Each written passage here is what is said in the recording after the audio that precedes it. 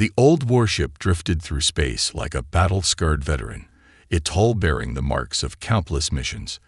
The Defiant spirit wasn't pretty, it never had been. Its asymmetrical design made it stand out among the sleek, standardized vessels of the Galactic Defense Fleet. Some called it ugly. Others called it a mistake. But to Captain James Miller, it was the finest ship in the fleet, even if headquarters had just labeled it obsolete. Miller stood at the bridge's viewing window, his weathered hands clasped behind his back, as he watched the latest batch of cadets snicker at his ship from their passing transport. The morning light from a nearby star caught the Defiant spirit's unusual angles, highlighting the off-center weapon mounts that had earned so much criticism over the years. Another group of youngsters having a laugh at our expense, sir. First Officer Tom Wilson joined his captain at the window. Unlike the pristine uniforms worn by officers on newer ships, Wilson's collar showed signs of repair, a perfect match for their vessel's worn appearance. "Let them laugh," Miller said, a slight smile crossing his face. "They don't know what this old girl can do." He turned away from the window and walked to his command chair, settling into the familiar cushion that had molded itself to his form over 15 years of service. The bridge crew worked quietly at their stations, each one chosen specifically because they saw beyond appearances. They were the misfits of the fleet. Officers passed over for promotion because they asked too many questions, technicians who modified equipment in ways that made their supervisors nervous. Miller had handpicked every one of them. "Message from Fleet Command, Captain," announced Lisa Reed from the communication station. Her fingers, calloused from years of stringed instrument playing, danced across the console with unusual grace. "They're sending our final assignment before decommissioning." The word decommissioning hung in the air like a death sentence. Miller nodded, keeping his face neutral even as his stomach tightened. "Put it on screen."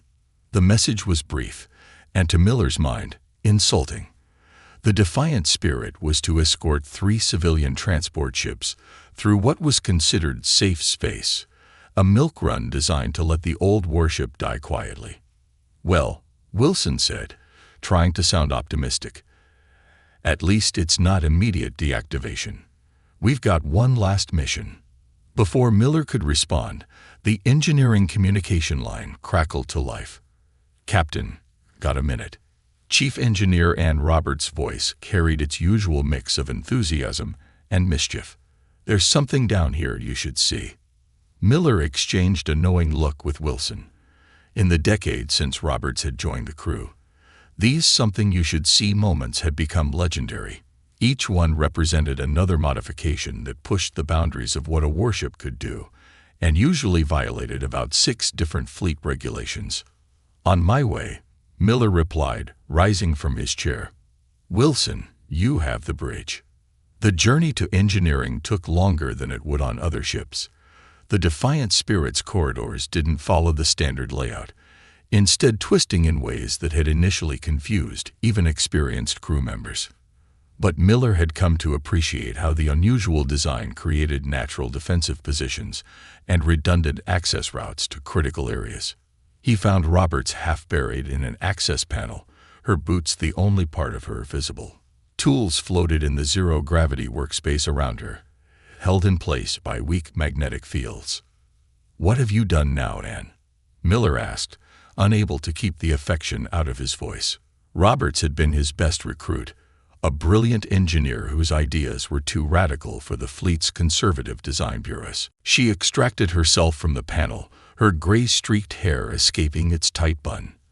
"Remember how they said the power distribution system was fundamentally flawed?" Her eyes sparkled with the joy of someone about to prove conventional wisdom wrong. "Well, I finally figured out why the designers built it this way, and it's brilliant." Roberts launched into an explanation that, like many of her discoveries, challenged everything the fleet thought it knew about starship design. The Defiant spirit's irregular power grid wasn't a mistake. It was an innovation ahead of its time. With the right modifications Roberts had spent years secretly implementing, it could channel energy in ways other ships couldn't dream of. "It's like having 3 hearts instead of 1, she explained, pulling up a diagram on her tablet. The asymmetrical layout means we can lose 2/3 of our power system and still keep critical functions running. But that's not even the best part. She swiped to another screen, showing power flow simulations. We can also surge energy to any section almost instantly, without the usual power-up sequence. Miller studied the diagrams, a slow smile spreading across his face.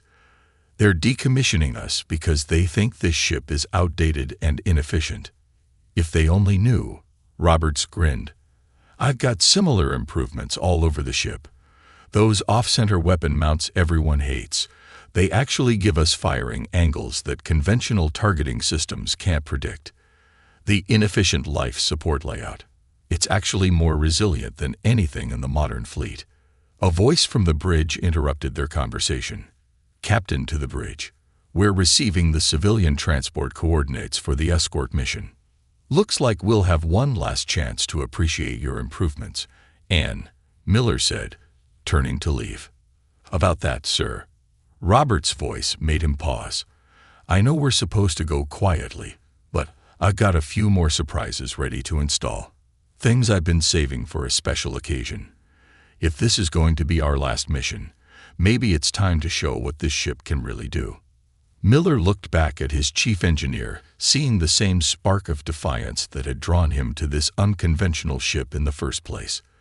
The defiant spirit had been called many things, a mistake, a relic, an embarrassment to the fleet. But Miller knew better. In Robert's modifications and the ship's unusual design, he saw something else. Potential that nobody else had bothered to understand. Do it, he said finally. If they're going to retire us, let's make sure they remember us. As he walked back to the bridge, Miller felt a familiar sense of pride. The defiant spirit might not have been the prettiest ship in the fleet, might not have followed all the rules of proper warship design, but it had something special. His crew didn't just maintain this ship, they understood it, improved it, believed in it.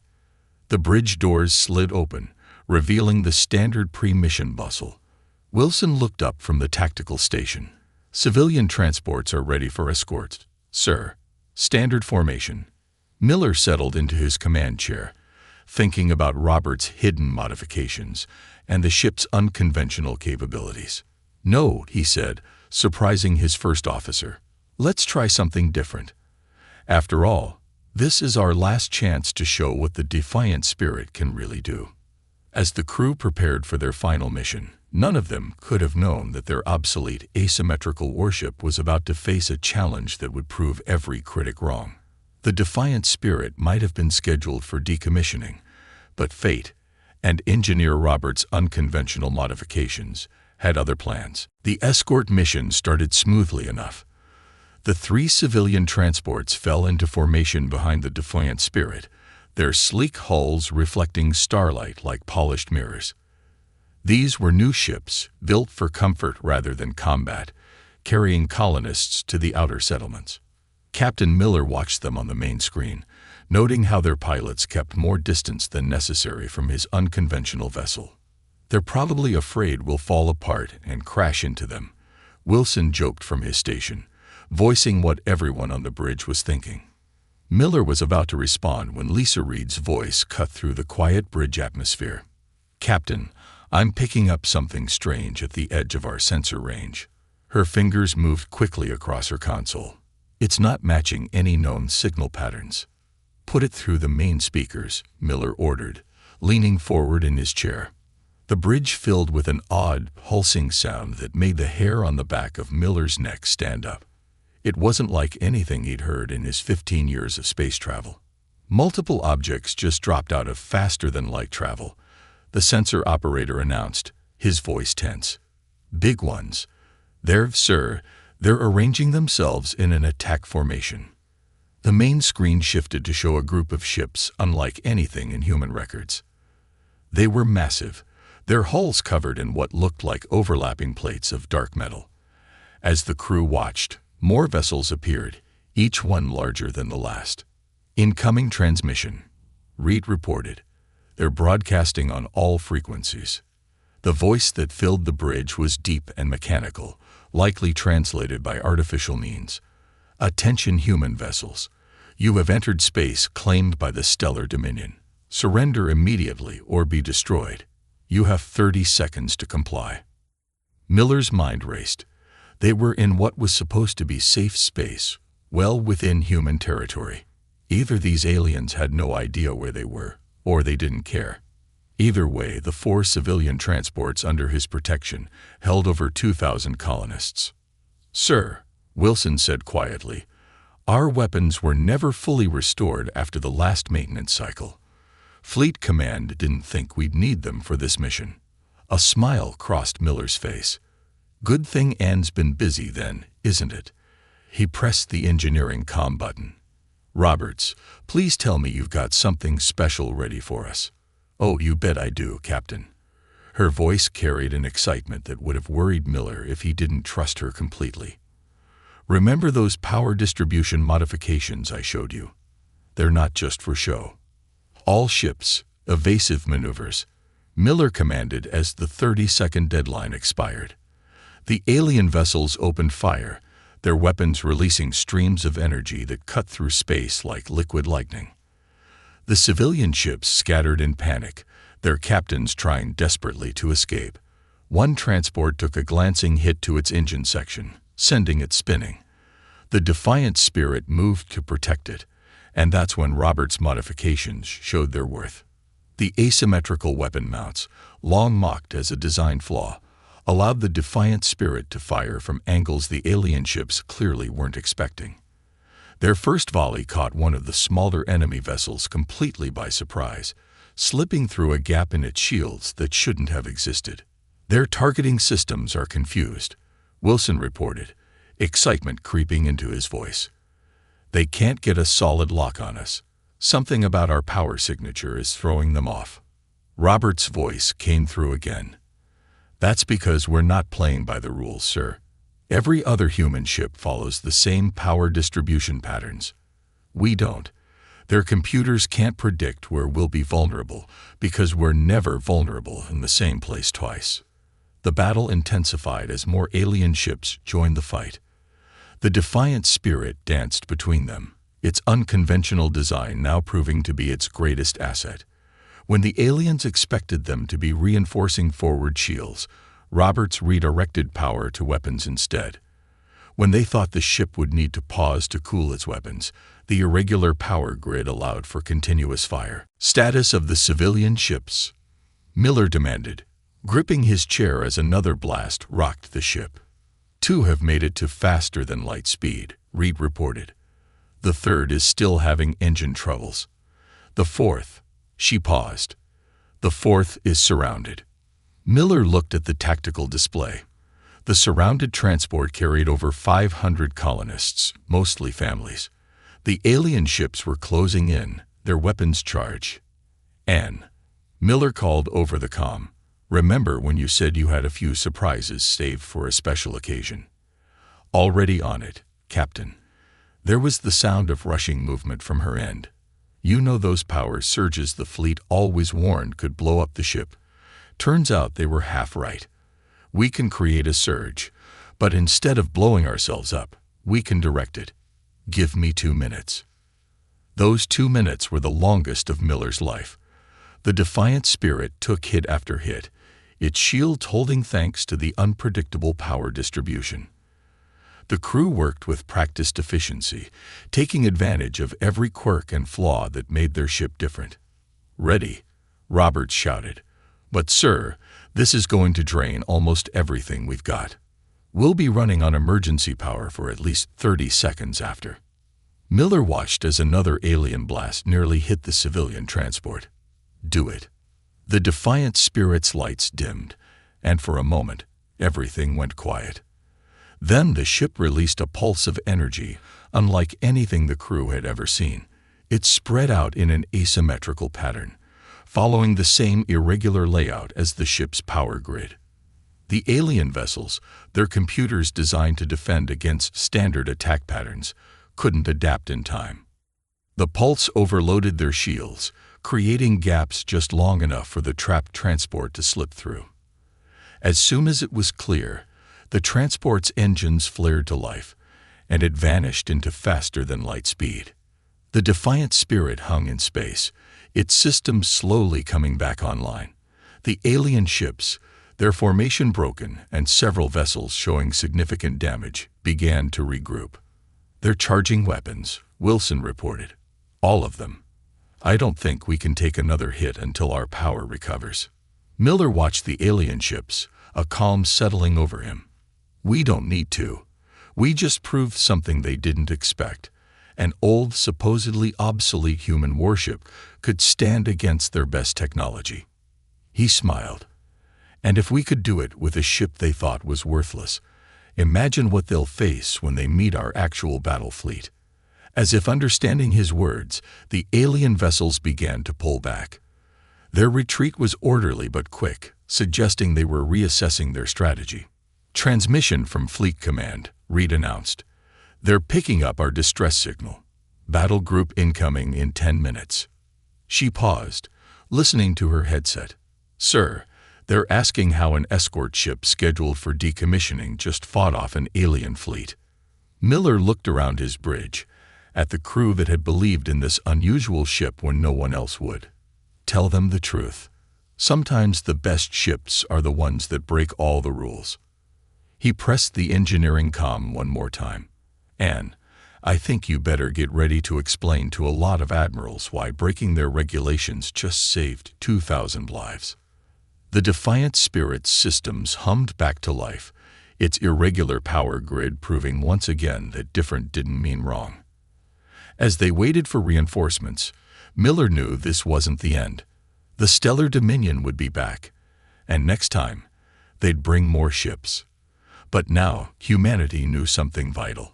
Sometimes the best defense was the one the enemy never saw coming. The Defiant Spirit's bridge buzzed with activity as fleet command ships arrived through faster-than-light jumps. Miller watched the newest, most advanced human warships take defensive positions around his battered vessel. The contrast between their sleek, standardized designs and his asymmetrical ship had never been more apparent. Admiral Thompson's hologram appeared on the bridge, his expression a mix of confusion and reluctant admiration. "Captain Miller, your ship was supposed to be on a simple escort mission. Instead, you've triggered first contact with an aggressive alien species and somehow survived a battle that should have destroyed your outdated vessel. Explain." Before Miller could respond, the ship shuddered. Robert's voice came through the comm system, more excited than worried. "Captain, you might want to get down here. Remember those modifications I mentioned? Well, they're starting to show some interesting side effects." Miller looked at the Admiral's hologram. "Sir, with your permission, I need to check engineering. Our chief engineer has some information that might be crucial to understanding how we survived." The Admiral nodded, his curiosity evident. "I'll come with you. Virtually. At least." The trip to engineering revealed corridors filled with repair crews dealing with battle damage. But unlike standard ships where damage meant systems failure, the Defiant Spirit's irregular layout had prevented any critical failures. When one power conduit was hit, the unusual grid simply rerouted through paths that shouldn't have existed. They found Robert standing in front of a large holographic display, her hands moving through complex power flow diagrams. "Captain, remember how I said our power distribution system was special? Well, the battle pushed it beyond anything I expected. Look at this." The display showed energy patterns flowing through the ship in ways that defied standard physics. Where normal ships had predictable power signatures, the Defiant Spirit's energy moved like water finding new paths through rock. "It's learning," Roberts explained, her eyes bright with discovery.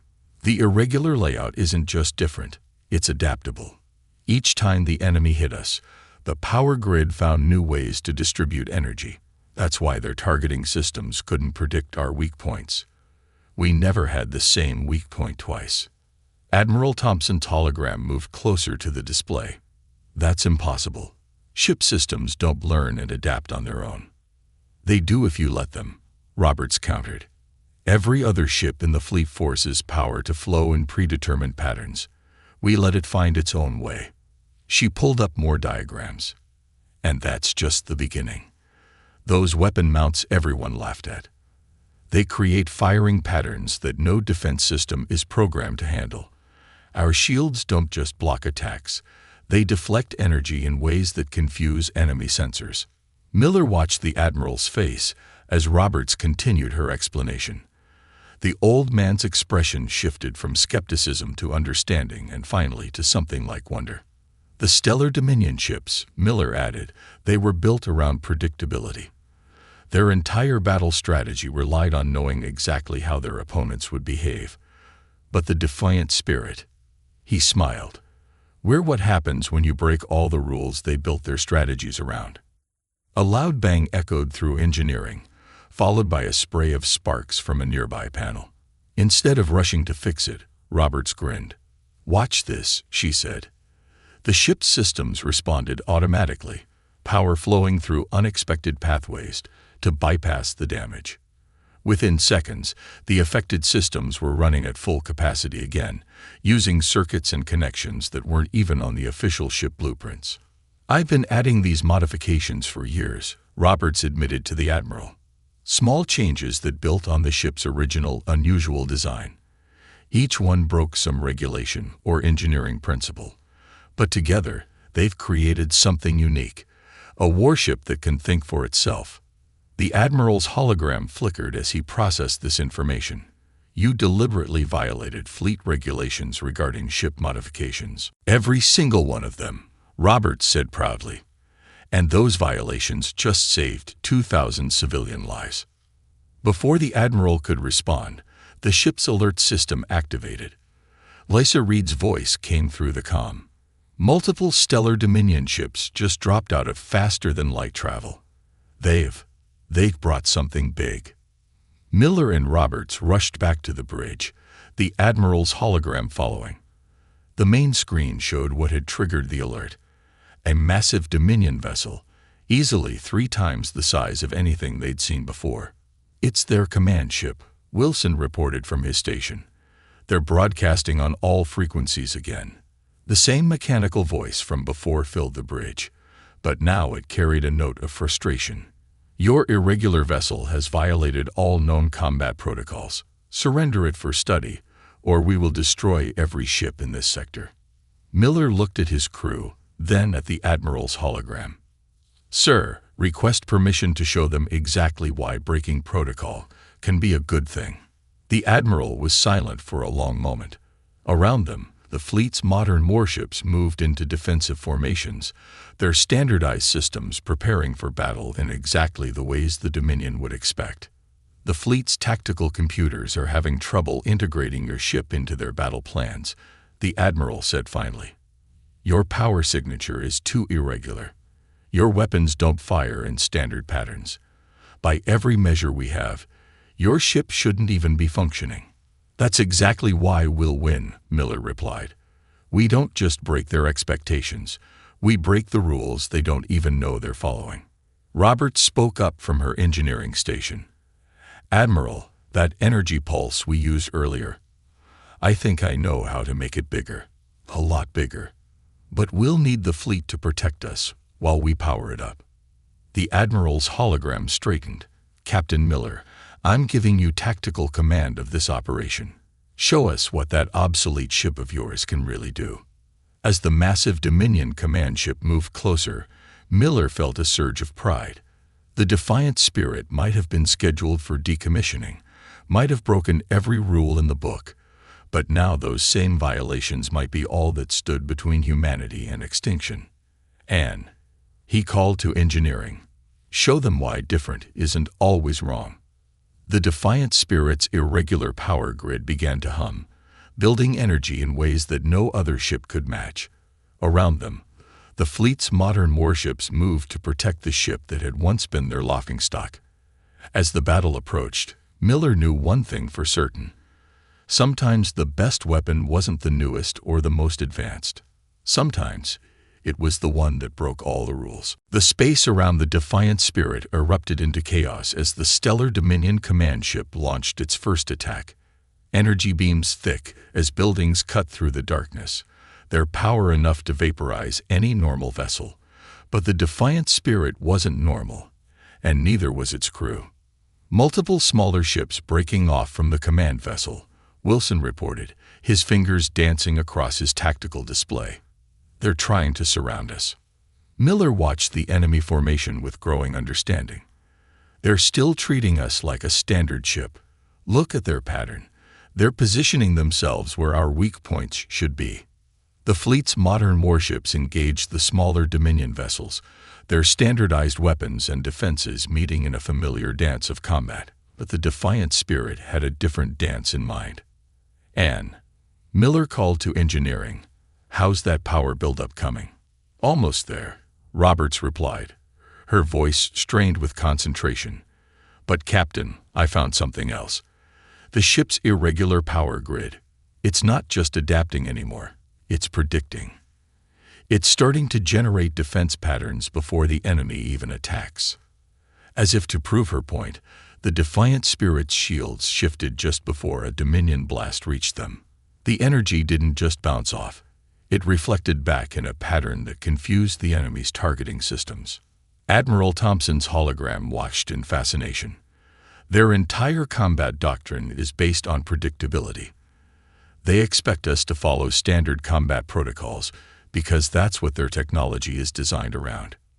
Then let's show them something they've never seen before, Miller said. He turned to his crew. Release all safeties on the power grid. Let's see what this old girl can really do when we stop holding her back. The effect was immediate. Systems that fleet engineers had labeled as flaws came alive with new purpose. The asymmetrical weapon mounts created overlapping fields of fire that left no safe approach for the enemy. The irregular hull design, long criticized as inefficient, scattered enemy scanning beams in ways their sensors couldn't process. Sir, Reed called from communications. The Dominion command ship is broadcasting again. The mechanical voice seemed less certain now.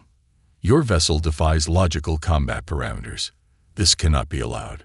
You will be eliminated as an aberration.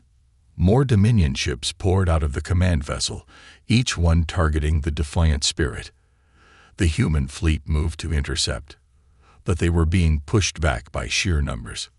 Power buildup at 90%, Roberts reported. But Captain, there's something else happening. The ship's systems, they're starting to work together in ways I never designed. It's like they're evolving. Miller felt the deck trembling beneath his feet as the Defiant spirit's power grid channeled energy in ways that should have torn the ship apart. But instead of failing, the irregular systems strengthened each other.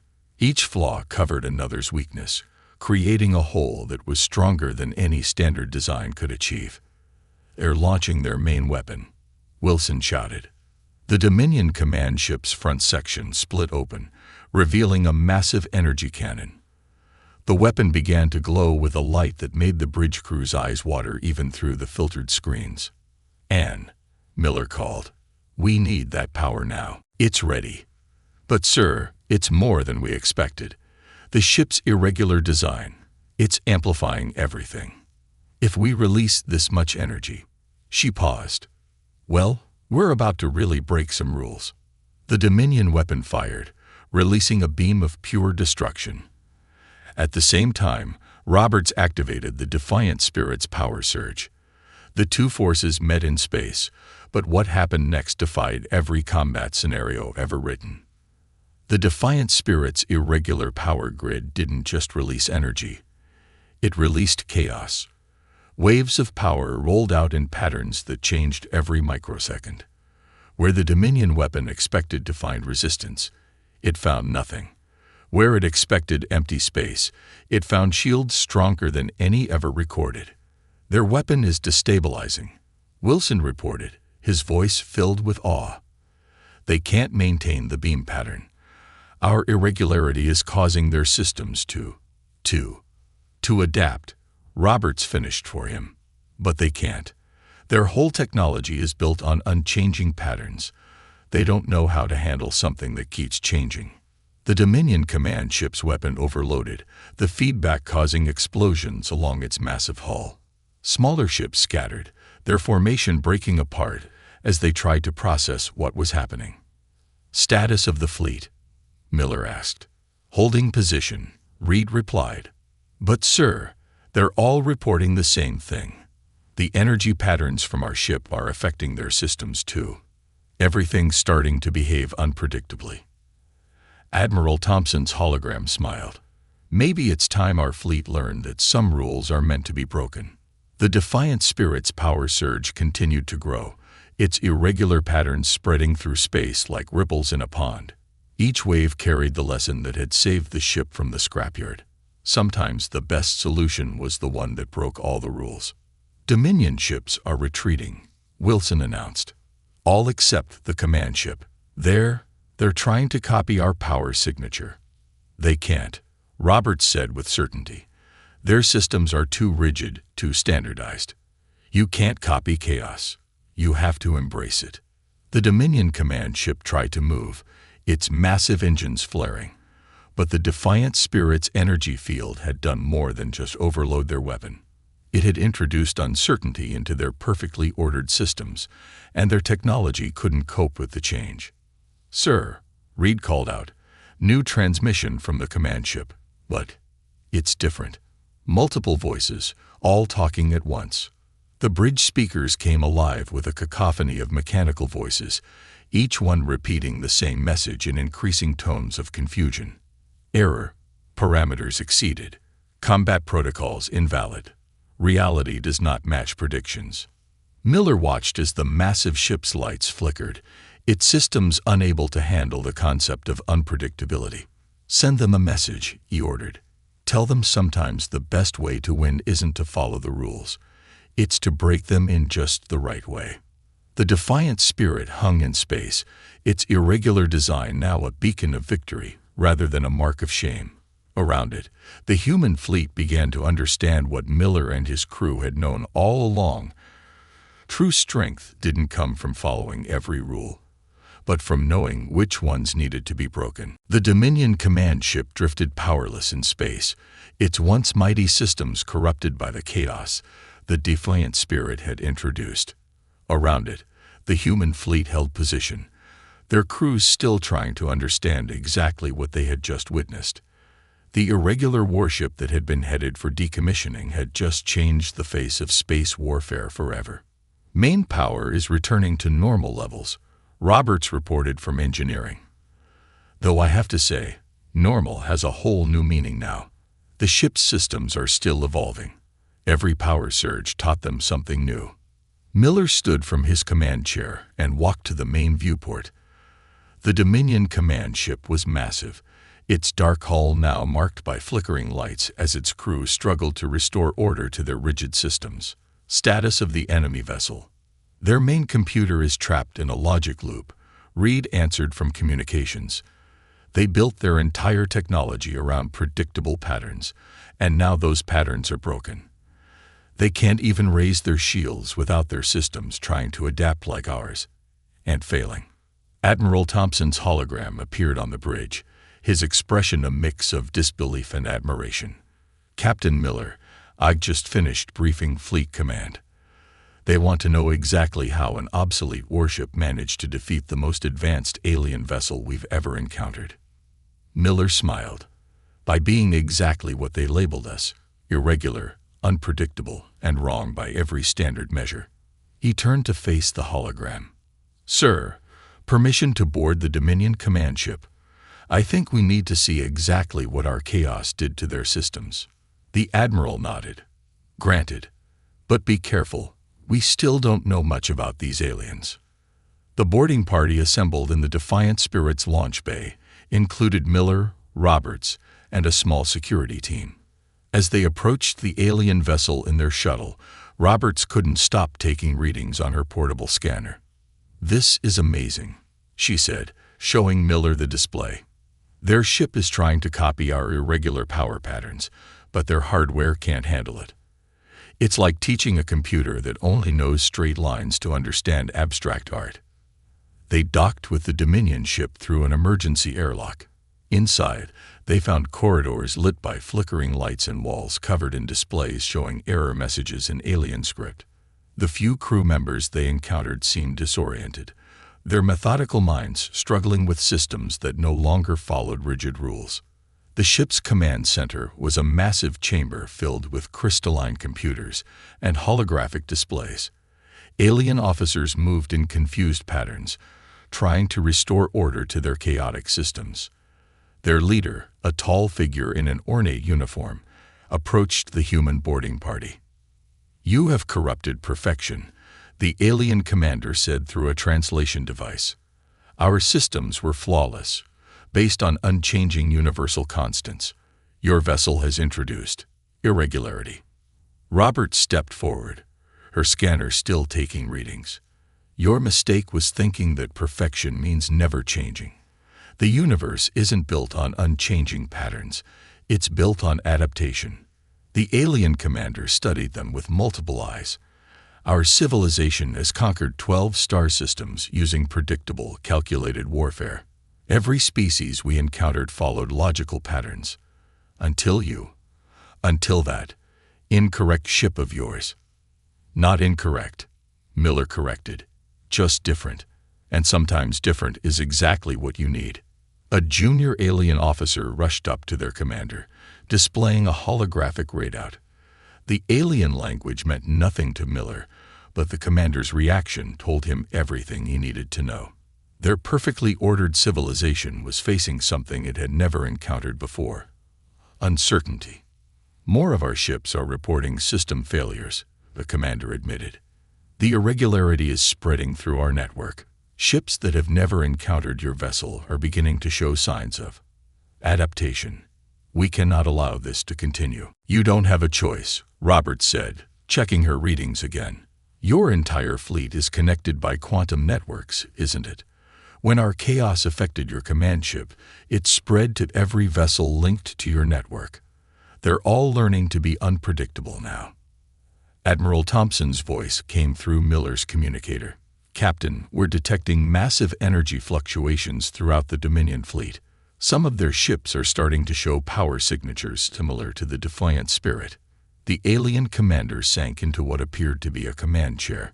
Centuries of perfection, undone by a ship that should not work. The translator couldn't quite capture the emotion in the alien's voice, but it sounded almost like wonder. "I can help you," Roberts offered, surprising everyone. "Your systems aren't failing. They're evolving. They just need guidance to handle the change."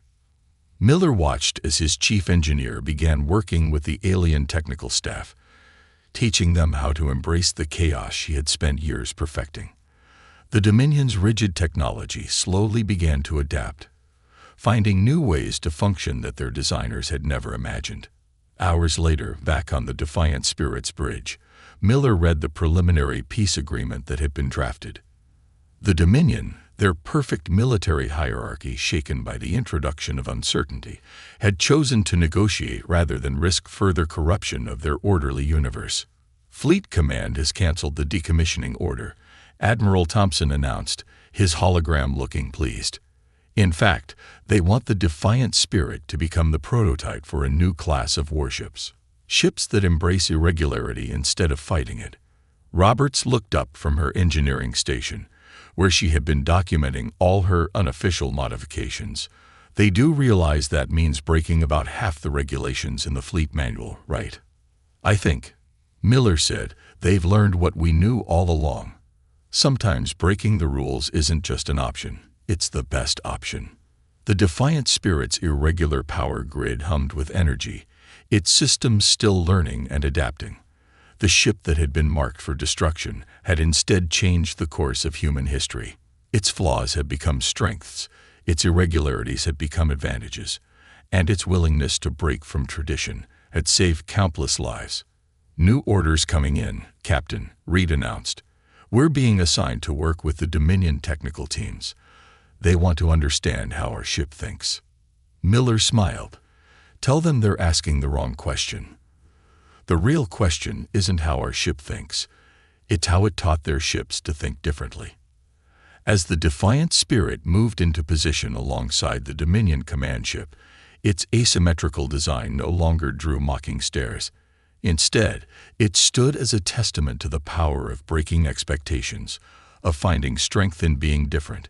The ship that broke every rule had not just survived, it had changed the rules of warfare forever.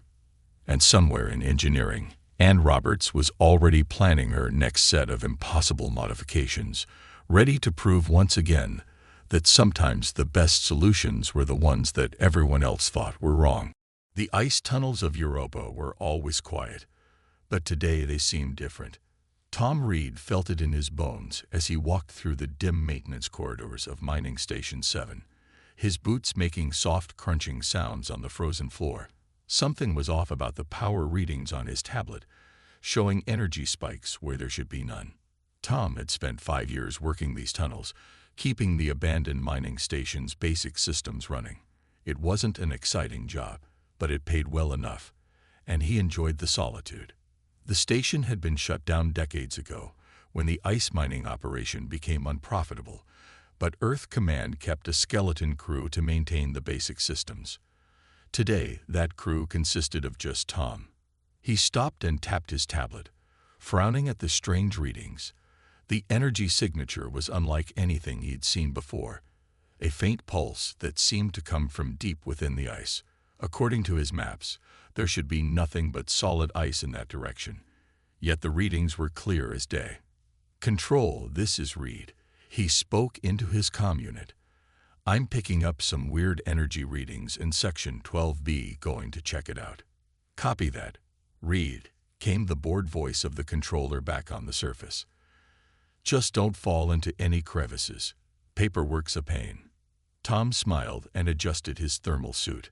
The station's old heating systems kept the main tunnels above freezing, but only barely. He followed the readings, moving deeper into the lesser-used parts of the complex. The lighting here was minimal, his headlamp casting long shadows on the crystalline walls. After 20 minutes of walking, he reached a dead end. The tunnel terminated in a solid wall of ice, its surface smoothed by years of partial melting and refreezing. But according to his tablet, the energy signature was coming from somewhere beyond it. Tom ran his gloved hand over the ice wall, noting its unusual texture. Something about it didn't look natural. He pulled out his thermal scanner and swept it across the surface. The results made him blink in surprise. There was a huge cavity behind the ice, and it was maintaining a steady temperature several degrees warmer than its surroundings. "Control, I think I've found something," he reported. "There's a hidden chamber behind this ice wall. Request permission to use thermal tools for investigation." There was a longer pause than usual before Control responded. "Proceed with caution, Reed. We're logging this officially." Tom pulled out his thermal lance, a tool normally used for clearing ice blockages in the station's pipes. He began carefully cutting through the ice wall, creating a hole large enough to pass through. It took nearly an hour of careful work before he finally broke through. Warm air rushed out of the opening, carrying a metallic smell that seemed completely out of place in the ice tunnels. Tom widened the hole and shone his light through. What he saw made him step back in shock. The cavity beyond was enormous, stretching far beyond the reach of his light. But it wasn't the size that caught his attention. It was what the cavity contained. There, suspended in a cradle of ice-covered support structures, was a ship. Not just any ship, but a warship of incredible size, its dark hull still gleaming despite years of ice accumulation. "Control," Tom's voice was barely a whisper. "You need to see this." He stepped through the opening, his boots crunching on scattered ice crystals. The ship towered above him, its hull marked with the faded insignia of the United Earth Space Force. As his light played across its surface, he could make out its name, UES Thunderchild. Tom's breath caught in his throat. Everyone knew that name from the history books. The Thunderchild was the most advanced warship ever built by humanity, disappeared during the darkest days of the Dominion War. Its loss had been a turning point, leading to years of bitter defensive fighting before humanity finally fought the Dominion to a standstill. And now here it was, hidden in the ice of Europa all along. As he approached the ship, his tablet's readings went crazy. The energy signature was coming from the vessel itself. It was still powered. After all these years, Tom reached out to touch the hull, and the moment his hand made contact, lights began to flicker to life along the ship's length. A soft hum filled the chamber, and a voice spoke from nowhere and everywhere. Human presence detected. Initiating revival protocols. Tom stumbled back as more systems began powering up. Sheets of ice fell from the hull as minimal power restored the ship's thermal regulation. The voice spoke again, this time clearer and more focused. "I am Thunder, the artificial intelligence of the UES Thunderchild. Please identify yourself." "I'm Tom Reed, maintenance worker, Europa Station 7. Tom managed to reply, his voice shaky. "Greetings, Tom Reed. Current date confirmation required." Tom provided the date, and there was a moment of silence. 27 years, 4 months, and 12 days since Protocol Lazarus was initiated, Thunder announced. Query: Has the Dominion broken the armistice? "No," Tom replied. "The peace is held." But he thought about the reports he'd seen on the news feeds. There are rumors they're rebuilding their fleet in secret. More lights came on inside the ship, revealing a cargo bay door slowly opening. "Then we have awakened at the correct time," Thunder said. Admiral Walker's calculations were accurate. "Admiral Walker?" Tom asked, stepping closer to the open door. "The ship's last commander." "Correct." When it became clear that the Dominion would overrun this sector, Admiral Walker enacted Protocol Lazarus. Instead of letting the Thunderchild fall into enemy hands, he hid the ship here, preserved with all its advanced technology intact. The crew was evacuated through a series of misdirections, making it appear we had been destroyed in battle.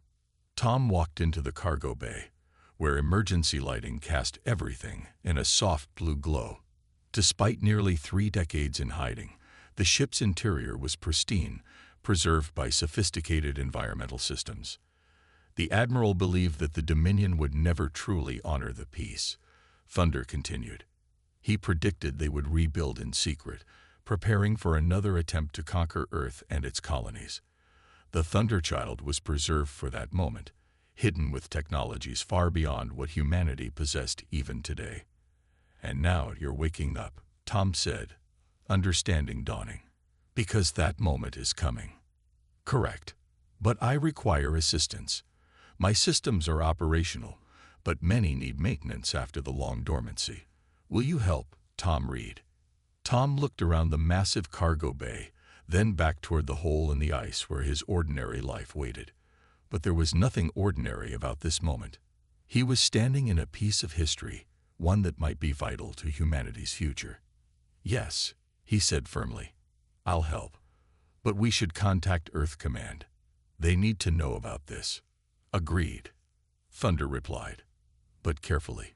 If the Dominion has spies in the Earth government, we must ensure this information reaches only the right people. The element of surprise is one of our greatest advantages." Tom nodded, already pulling out his comm unit. Then he paused, looking up at the nearest camera he could spot. "Thunder, why did you choose to trust me so quickly?" The eye was silent for a moment before responding. "Admiral Walker programmed me to recognize not just rank or credentials, but character. You investigated an anomaly with care and precision. You showed respect for proper procedure, and most importantly, your first thought was not of personal gain, but of doing what's right for humanity. These are the qualities we need." Tom felt the weight of those words as he began composing his message to Control. As he worked, more systems came online throughout the massive ship, lights flickering to life along its length. The Thunderchild was awakening, ready to emerge from its long hiding place when humanity needed it most. He just hoped they could get it ready in time. 3 days after Tom's discovery, the hidden chamber beneath Europa's ice was buzzing with activity. Earth Command had responded to his carefully worded message within hours, sending a small team of their most trusted personnel. They arrived quietly, in unmarked ships that looked like routine supply runners. Tom stood beside Dr. Robert Miller, the lead engineer, as they reviewed the Thunderchild's technical specifications on a large holographic display. The more they learned about the ship, the more amazing it seemed. "This shouldn't be possible," Miller muttered, adjusting his glasses as he studied the weapon systems. "The quantum cascade cannon alone is centuries ahead of anything we have now. Are you sure these specs are accurate?" "Thunder. All specifications are correct, Dr. Miller," the AI responded. The Thunderchild was an experimental platform incorporating technologies that were deemed too advanced to risk falling into Dominion hands. Tom watched as more schematics floated past. The ship's hull was lined with adaptive armor that could change its properties in response to different types of attacks. The shield system used principles of quantum entanglement that even their best scientists were still struggling to understand. "Admiral Walker's logs are even more interesting," said Kate Wilson, the military historian who'd arrived with the team. She sat at a nearby console, deep in the ship's archives. He didn't just hide the ship on a whim. This was part of a larger plan. She pulled up a video log, and Admiral Walker's face appeared on the screen. He looked tired but determined, his uniform bearing the marks of recent battle. Final log entry. Walker's recording began. "The Dominion thinks they have us beaten. They believe that by taking our outer colonies, they can force Earth to surrender. What they don't understand is that humanity's greatest strength isn't in our weapons or our ships. It's in our ability to plan ahead, to sacrifice the present for the future." The Admiral's eyes seemed to stare right through time as he continued. "The Thunderchild is more than just a warship. She represents everything we've learned about advanced technology, everything we've discovered about the universe's deeper mysteries. I won't let her fall into Dominion hands. Instead, we'll preserve her, hide her where they'll never look, right under their noses in our own solar system." Tom felt a chill as Walker described exactly how events would unfold. The Admiral had predicted that the Dominion would accept a peace treaty once the war reached a stalemate, but would never truly give up their dreams of conquest. He had calculated that it would take them approximately 25 to 30 years to rebuild their forces in secret. And when they return, Walker's recording concluded, "Thinking they know all of humanity's capabilities, the Thunderchild will be our ace in the hole. Thunder, if you're playing this log, then that time has come. Serve humanity well." The recording ended, leaving the chamber in silence. It was broken by an alert from one of the engineering teams working on the ship's sensor systems. "Dr. Miller," called out one of the technicians, "we've got the long-range sensors online. And you need to see this." They rushed to the sensor station, where a complex display showed activity at the edge of the solar system. Multiple ships were moving in patterns that suggested military maneuvers, their energy signatures matching known Dominion designs. "They're being careful," Thunder observed, "staying just beyond the range of Earth's normal detection systems. But my sensors were designed to see through their stealth technology." Miller swore under his breath. "They're positioning for an attack, aren't they?" "Correct," Thunder replied. "Based on their movement patterns, I calculate a 93.7% probability that this is the prelude to a major offensive. They are likely waiting for their full fleet to assemble before striking." Kate looked up from another console. "I found more of Walker's files. He left detailed intelligence about Dominion military doctrine, gathered during the war. Their favorite tactic was to amass overwhelming force, then strike at multiple targets simultaneously. Their goal was always to prevent defenders from concentrating their forces effectively." Tom watched the sensor display, seeing more ships gradually appearing at the edges of the solar system. "How long do we have?" "At their current rate of buildup," Thunder calculated, "approximately 2 weeks before they reach optimal attack strength. However, we cannot assume they will wait that long if they detect our activities here." Miller turned to the engineering teams. "You heard that, people. We got less than 2 weeks to get this ship ready for combat. Focus on essential systems first: propulsion, weapons, and shields." The chamber burst into renewed activity. Engineers and technicians moved with fresh urgency, understanding now that they weren't just restoring a historical relic, they were preparing humanity's best defense against an imminent threat.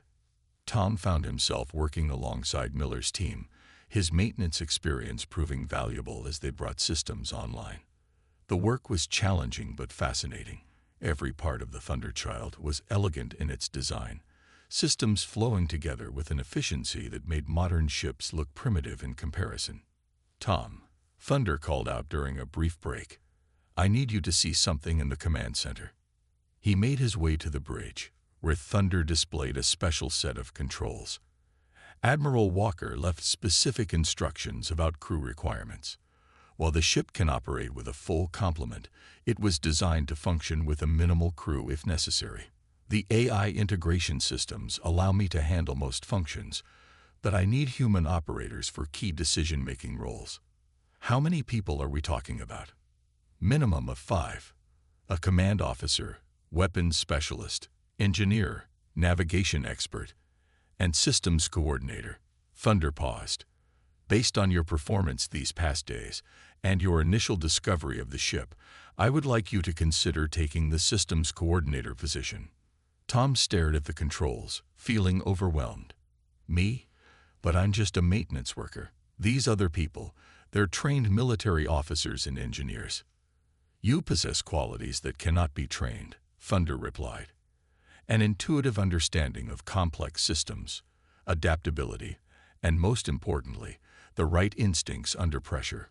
Admiral Walker believed that in crisis situations, character matters more than credentials. Before Tom could respond, alarms blared throughout the ship. Miller's voice came over the comm. "We've got movement." Multiple Dominion ships just activated their drives. They're heading into the solar system. Thunder's voice was calm but urgent. "It appears our timeline has been accelerated. They must have detected energy signatures from our restoration work. Tom, I need your decision now. Will you help crew this ship?" Tom looked at the sensor display showing the approaching Dominion fleet, then at the advanced systems surrounding him. He thought of all the history in this ship, of Admiral Walker's foresight, and of what would happen if Earth was caught unprepared for this attack. "Yes," he said firmly. "I'm in." "Excellent," Thunder replied. "Now let's show the Dominion what humanity has been hiding all these years." The next 12 hours on the Thunderchild were a blur of activity. With Dominion ships approaching faster than expected, the restoration teams worked frantically to prepare the vessel for launch. The ice chamber that had hidden the ship for so long now buzzed with urgent voices and the sounds of equipment being tested. Tom worked at his new station on the bridge, learning the systems coordinator controls with Thunder's guidance. Dr. Miller had taken the engineering position, while Kate Wilson surprised everyone by revealing she was also a qualified navigation officer. Commander Jack Porter, who had arrived with the initial Earth Command team, took the captain's chair, and weapons control went to Lieutenant Lisa Brown, a quiet woman with combat experience from border skirmishes. "Main reactor at 80% capacity," Miller reported from his station. "It'll have to do. We don't have time for a full power-up sequence." "Weapon systems online," Brown added, running final checks on the quantum cascade cannon.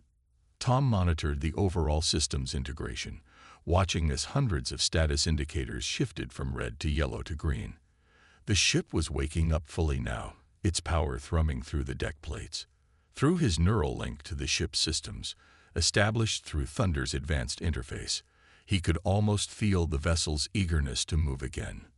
"Multiple Dominion ships have crossed Neptune's orbit," Kate announced from navigation. "Their trajectory suggests they're planning to split into 3 attack groups." Commander Porter leaned forward in his chair. "Thunder, what's the status of the ice above us? Can we break through without compromising the ship's systems?" "The ice shell is approximately 300 meters thick," Thunder replied. "I have calculated an optimal escape vector using minimal weapons discharge. However, the energy signature will be impossible to hide. The Dominion will know something is happening on Europa. They already suspect something," Porter said grimly. "That's why they're moving early. Better to show our hand now than let them catch us still grounded." Thunder, begin launch sequence. The ship's systems surged with power. Tom felt it through his interface, the way every part of the vessel worked in perfect harmony. The Thunderchild's advanced systems were like nothing he'd ever experienced. It wasn't just machinery, but a perfect blend of human and artificial intelligence working together. "Warning," Thunder announced. "Detecting multiple small objects entering Europa orbit.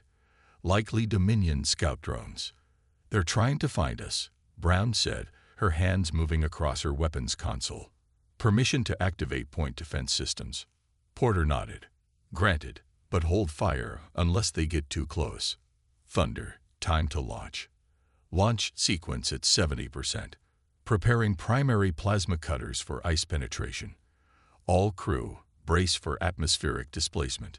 Tom secured himself in his station as the ship's massive plasma cutters activated. Above them, the ice began to melt and vaporize in a controlled pattern. The chamber filled with steam and mist as centuries-old ice turned to vapor in seconds. Through his neural link, Tom felt the ship's structure flex slightly as it prepared to move. The Thunderchild's adaptive hull was already adjusting its molecular structure, preparing for the stress of breaking through the ice and entering space. "Dominion drones entering visual range," Kate reported. "They'll have a clear view of our emergence." "Let them watch," Porter said with a grim smile. "Thunder, time to show them what they're dealing with." The final layers of ice above them began to crack. The Thunderchild's anti-gravity systems engaged, lifting the massive warship with barely a sound. Steam and ice fragments swirled around them as they rose through the melted tunnel. "Multiple enemy signatures changing course," Kate called out. "They're converging on our position." "As expected," Thunder commented. "Activating quantum shield array." "Tom, please initiate full systems integration for combat protocols." Tom's fingers flew across his console, feeling more confident with each passing moment. The neural interface made the complex systems almost intuitive to control. He could sense the shield generators powering up, the weapons systems charging, every part of the ship ready for action. The Thunderchild broke through the final layer of Europa's ice with a thunderous crack. Chunks of frozen water scattered in zero gravity as the massive warship emerged into space for the first time in 27 years. Its dark hull gleamed in the distant sunlight, looking as powerful and deadly as the day it was hidden. "Multiple Dominion vessels changing course to intercept," Kate reported, detecting energy signatures consistent with weapon charging. "They're not taking any chances," Porter observed. "Lieutenant Brown, ready all defensive systems, but do not fire unless fired upon." "Thunder, show them what we can do." The Thunderchild's engines ignited, but not with the normal blue flame of standard drives. Instead, rings of purple-white energy pulsed along the ship's length as its quantum drive engaged. The vessel moved with an acceleration that should have crushed its crew, but the advanced inertial dampeners made it feel like a gentle push. "Quantum drive performing at optimal levels," Thunder reported. "Detecting multiple targeting locks from Dominion vessels. They appear confused by our energy signature." Tom smiled as he monitored the enemy scan attempts through his system displays. The Thunderchild's technology was so advanced that their sensors probably couldn't make sense of what they were seeing. The quantum drive alone operated on principles that wouldn't be discovered for another century if history had taken its normal course. "Sir," Brown called from weapons, "I have solutions for disabling shots on the 3 nearest vessels. We could take them out before they know what hit them." Porter shook his head. "Not yet. Thunder, broadcast on all frequencies, standard encoding. Let's let them know who they're dealing with." The AI's voice echoed with satisfaction as it transmitted. "This is the UES Thunderchild to all Dominion vessels. You are in violation of Earth space. Your presence has been noted, and your actions are being monitored. Withdraw immediately." For several tense moments, there was no response. The Dominion ships held their positions, weapons charged but not firing. Tom could almost imagine their confusion and fear as they faced a legendary vessel that was supposed to have been destroyed decades ago. Finally, a response came. A harsh voice spoke in slightly accented English. "This is impossible. The Thunderchild was destroyed in the Battle of Proxima." You cannot be. We were never destroyed. Thunder interrupted. We were waiting. You have 30 seconds to begin withdrawal from Earth space. After that, we will demonstrate exactly why the Thunderchild was considered the most dangerous ship ever built by human hands. The Dominion ships hung in space for several more seconds.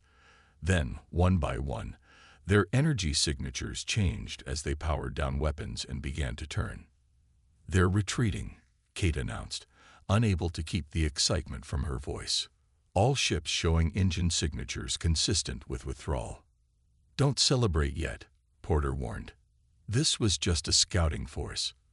They'll be back, and in greater numbers. But now, they know we're here, and that changes everything. He turned to his crew. Well done, everyone. Especially you, Tom. How are you handling the neural interface? Tom looked at his displays, feeling the ship systems as if they were extensions of his own body. It's incredible, sir. It's like the ship wants to help us succeed. That is because I do, Thunder said. We were built to defend humanity. Now, after 27 years of waiting, we can finally fulfill that purpose again. The Thunderchild moved through space with graceful power, its quantum drive leaving ripples in the fabric of space-time itself. They had won this first encounter without firing a shot, but everyone knew this was just the beginning. The real battle was still to come. 3 days after emerging from Europa, the Thunderchild patrolled the outer edges of the solar system. Earth Command had been both shocked and relieved by their appearance, quickly incorporating the legendary vessel into their defense plans. The ship's crew had settled into their roles, though they all knew the peace wouldn't last long. Tom stood at his systems coordination station, monitoring the quantum sensor grid. The neural interface had become almost second nature now, letting him process vast amounts of data without overwhelming his mind. Through it, he felt Thunder's constant presence, the AI working alongside him to maintain the ship's complex systems. Energy spike detected, Thunder announced suddenly. Multiple quantum wake signatures consistent with Dominion battle fleet formation. The bridge crew snapped to attention. Commander Porter leaned forward in his chair. Numbers. I count 37 capital ships, Kate reported from navigation, plus smaller support vessels. They're not trying to hide anymore. This is a full battle fleet. Porter nodded grimly. They've had time to report back to their command and gather their forces. This is their real response to our appearance. Thunder, tactical analysis. The AI displayed a complex holographic map in the center of the bridge. Red dots representing Dominion ships appeared in battle formation, advancing steadily toward the solar system. Their formation suggests a multi-pronged assault plan, Thunder explained. The fleet will likely split into 3 groups, one to engage us directly, one to attack Earth's orbital defenses, and one to strike at the colonial settlements on Mars and the Moon. Classic Dominion tactics, Brown commented from weapons. They still think they're facing the same level of technology as before. Tom studied the tactical display through his neural link, seeing patterns in the enemy formation that the normal sensors might miss. Sir, look at their energy signatures. The ships in the center formation. They're different somehow. Thunder confirmed his observation. Correct. The Central Fleet appears to be equipped with upgraded weapons and shields. They've been preparing for this conflict, developing countermeasures against known Earth technology. But not against ours, Porter said with a slight smile. Dr. Miller, what's the status of our special projects? Miller looked up from his engineering station, where he'd been studying the Thunderchild's more experimental systems. The quantum cascade cannon is fully operational, and I think I've finally figured out how the phase shift torpedoes work. This ship has some nasty surprises for them. We'll need them all, Porter replied. The Dominion fleet will be in range in 2 hours. Kate, alert Earth Command and get me a secure channel to Admiral West. While Kate sent the messages, Tom felt something strange through his neural interface, a subtle shift in Thunder's processing patterns. Thunder, what is it? I am accessing sealed memory files, the eye replied. Admiral Walker left specific tactical protocols for this scenario. Uploading combat solutions now. New data flowed through Tom's neural link. Detailed battle plans that Walker had prepared decades ago based on his deep understanding of Dominion tactics. The Admiral had predicted exactly how they would respond to the Thunderchild's reappearance and had planned accordingly. "These are brilliant," Porter said as he reviewed the plans. "Walker didn't just hide this ship. He turned our 27 years of apparent weakness into a strategic advantage. The Dominion thinks they know all our capabilities, all our tactics. They have no idea what's coming." "Sir," Kate called out. "Admiral West is responding. Earth Command is mobilizing everything they have, but they'll need at least 3 hours to get their forces in position. We'll have to buy them that time," Porter decided. "Thunder, begin implementing Walker's Alpha Strike protocol. Tom, I need you to coordinate with ship systems for maximum efficiency. This is going to push everything to the limit." Tom's fingers flew across his console as he helped Thunder prepare the ship's advanced systems. The quantum drive hummed with power as they moved to their designated position. Through the neural interface, he could feel the weapons charging, the shields adapting, every part of the massive vessel preparing for battle. "Dominion fleet accelerating," Kate reported. "They'll be in weapons range in 20 minutes. They're eager to prove themselves," Porter observed. "Brown, target the lead vessels with the quantum cascade cannon. Let's show them exactly what they're dealing with." The massive weapon powered up, its energy signature unlike anything in known space. The Dominion fleet continued their advance, clearly confident in their superior numbers. "Enemy ships launching fighters," Kate announced. "Hundreds of them. Implementing point defense grid," Thunder responded calmly. "Tom, please activate the temporal distortion field." Tom engaged the experimental system, watching in awe as space itself seemed to ripple around the Thunderchild. The enemy fighters suddenly found themselves flying through regions where time itself flowed differently, their formation breaking apart in confusion. "Initial fighter wave disrupted," Brown reported with satisfaction. "Main fleet entering optimal firing range in 3 minutes." Porter stood from his command chair. "Send one final warning. After that, we show them everything this ship can do." Thunder broadcasted on all frequencies. "Dominion fleet, this is your final warning. The Thunderchild you face today is not the same vessel you remember. Withdraw now, or face the consequences of 27 years of human technological advancement." The only response was a barrage of enemy fire. Energy beams and plasma torpedoes streaked toward the Thunderchild. But they never reached their target. The quantum shields caught the attacks and simply absorbed them, converting their energy to power the ship's own systems. "Return fire," Porter commanded. "Thunder, execute Walker Attack Pattern 7. The Thunderchild's weapons came alive. The quantum cascade cannon fired, its beams splitting into multiple streams that twisted through space in impossible ways, bypassing enemy shields completely. 3 Dominion capital ships simply ceased to exist, their matter converted to energy in an instant. "Phase shift torpedoes launching," Brown announced.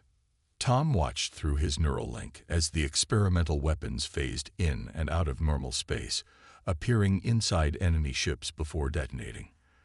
The Dominion fleet's neat formation began to break apart as they faced weapons they couldn't understand, let alone defend against.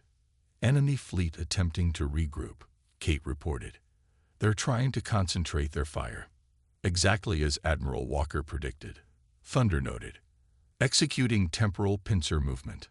The Thunderchild's quantum drive engaged in a way that defied conventional physics. The ship seemed to exist in multiple points in space simultaneously, catching the enemy fleet in a crossfire with itself. Through his neural interface, Tom felt the strain on the ship's systems as they pushed the advanced technology to its limits. But he also felt Thunder's confidence, the AI's certainty that they could handle it. "Earth Defense Fleet will be in position in 20 minutes, Kate announced. "The Dominion's rear formations are starting to break off their attack runs." "They're beginning to understand," Porter said quietly. The Thunderchild isn't just a warship. It's humanity's leap into the next era of space warfare. Thunder, prepare for final attack run. Let's make sure they never forget this day. The legendary warship moved through space like a ghost, its quantum drive leaving ripples in reality itself. The battle wasn't over, but its outcome was no longer in doubt. The Dominion had come expecting to face the same humanity they'd fought before. Instead, they found themselves confronting the future itself, in the form of a ship that had waited 27 years to show its true power. The Dominion fleet had scattered, but not retreated. Their remaining ships regrouped at the edge of the solar system, waiting for something. The Thunderchild's crew knew this wasn't over. The enemy was too proud, too committed to their plans to give up after one defeat. Tom monitored the quantum sensors from his station, the neural interface, letting him process the vast amounts of data flowing through the ship's systems. The battle had pushed both crew and ship to their limits, but they'd proved what the Thunderchild could do.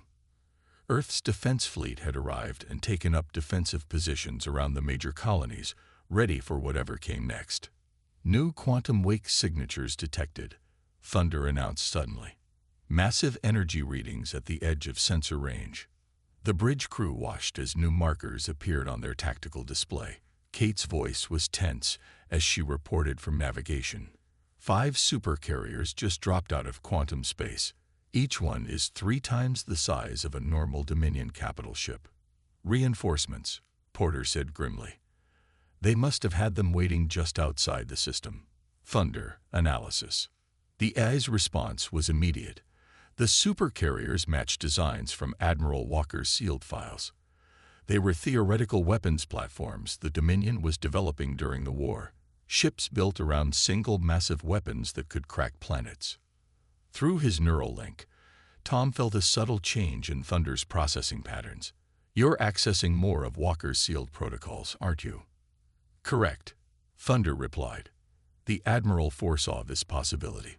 The Dominion would never accept defeat without committing their ultimate weapons, accessing final protocol now. New data flooded through Tom's neural interface, detailed specifications of the supercarrier's weaknesses, and plans for a desperate but brilliant counter-strategy. He understood immediately why this information had been sealed until now. Sir, he called to Porter, you need to see this. The commander studied the tactical data, his expression growing more serious. This is our only shot, isn't it, Thunder? Affirmative. The supercarrier's main weapons will be capable of destroying Earth's orbital defenses in a single salvo. We must prevent that at any cost. Porter nodded and opened a channel to Earth Command. Admiral West, we're implementing Walker's final protocol. Request permission to proceed. There was a moment of tense silence before West's reply came. Permission granted, Commander. Give them hell. All hands, battle stations, Porter ordered. Dr. Miller, begin power transfer to the quantum core. Lieutenant Brown, charge all weapons. Kate, plot an intercept course directly through their formation. Tom felt the ship's systems surging as power was redirected. Through his neural interface, he helped Thunder balance the enormous energies flowing through the vessel's quantum circuits. What they were about to attempt would push the ship's technology beyond anything it was designed for. Enemy fleet is powering up their main weapons, Kate reported. Energy readings are off the scale. They're preparing to fire on Earth, Brown added. 30 seconds until they're fully charged. Porter's voice was steady as he gave the order. Execute final protocol. Thunder, show them what humanity's greatest ship can really do. The Thunderchild's quantum drive engaged with a power that made their previous battles seem like warm-ups. The ship accelerated at impossible speeds, its advanced technology letting it cross the vast distance to the enemy fleet in seconds. Quantum cascade cannon charging beyond safety limits, Miller reported, his hands flying across his engineering console.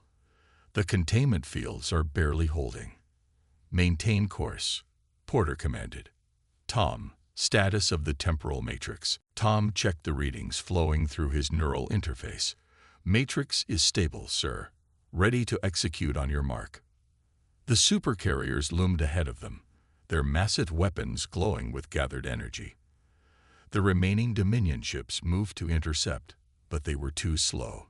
The Thunderchild was about to show them its final surprise.